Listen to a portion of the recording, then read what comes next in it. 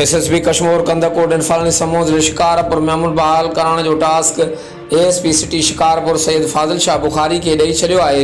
ASP city Syed Fadil Shah Bukhari नई planning तहत ज़िला शिकारपुर के मुख़्तलिफ़ थाननि जा SHOs तब्दील करे छॾिया, जंहिंमें 15 मददगार शिकारपुर इंचार्ज गुलाम अब्बास गोपांग, मंजूर महर SHO लखीदर मुकर्रर, मुमताज़ खासकेली SHO ॾखण, खमीसो खान बिरोई इंचार्ज जान खान, इम्तियाज़ खावड़ SHO लखी गुलाम शाह, अब्दुल वहीद मंगी SHO बडू, उबैद रहमान धारे जो SHO खानापुर, आशिक अली अबड़ो SHO रहीमाबाद, हिदायतुल्लाह मारफानी SHO गढ़ी तेगो, तालिम मेमन SHO फैदू जरेद अब्दुल मजीद गोपांग के SHO नबी शाह वगण मुक़रर करे छॾियो आहे।